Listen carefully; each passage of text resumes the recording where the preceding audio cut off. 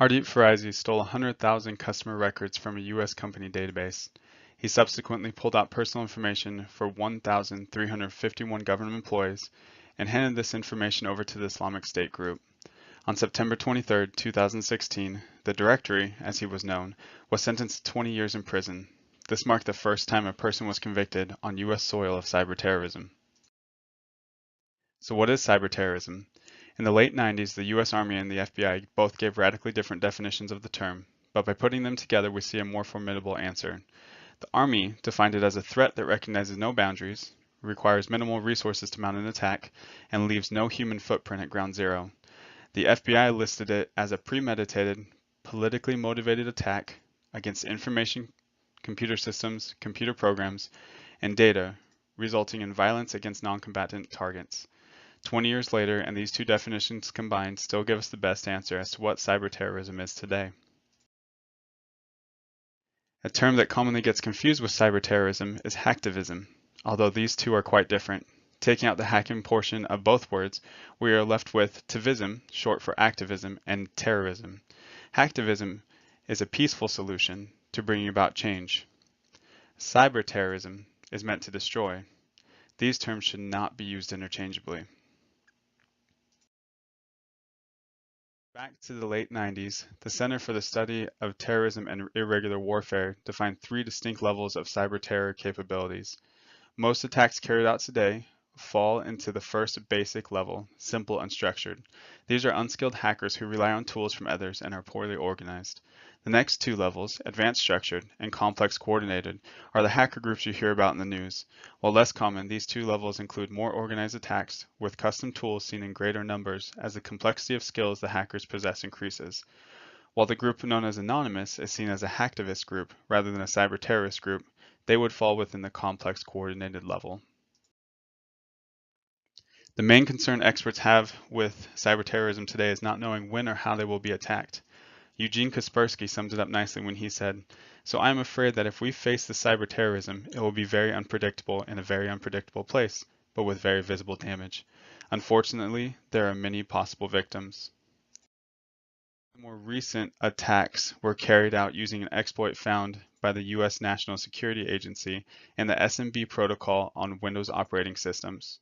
A patch was released to cover the vulnerability, but many had not applied the patch and were left open to the two global attacks that followed, WannaCry and Petya. WannaCry was the first attack to surface and had a few flaws in it, although it was the first viral ransomware or ransomware that spread through the network on its own. Thanks to malware tech, a kill switch was found and quickly put into place, saving the ransomware from spreading throughout the remainder of the world. About a month later, Petya came into the picture. Petya solved the issues that WannaCry couldn't, disrupting operations in businesses and government organizations. This attack essentially stopped life in Ukraine for a short time, hitting the country's government, top energy companies, private and state banks, main airport, and Kyiv's metro system all within a few hours. Another recent exposure saw the personal information of 198 million US voters. That's more than 10 years worth of voter information. Researcher Chris Vickery stumbled across the accessible Amazon S3 server and, through a misconfiguration, was able to access more than a terabyte of voter information. Over the last few years, data breaches have become a primary concern. Yahoo was hit for over 1 billion accounts. Target saw 150 million accounts stolen. And then the extramarital cheater site, Ashley Madison, was hit for another 32 million. It surely does seem like anyone can be hit and you don't know who will be next. As companies, what can be done to protect against those breaches? For all companies, but especially the small businesses, there are 3 standards you should begin with. Do whatever it takes to protect the infrastructure, protect your clients, including personal data, and invest to protect your products. When your company has emerged from these first 3 recommendations, the NIST cybersecurity framework becomes your next standard to reach. Through outlining the functions and categories to identify, protect, detect, respond, and recover, in cybersecurity activities. This framework stands as a baseline for any company to adhere to.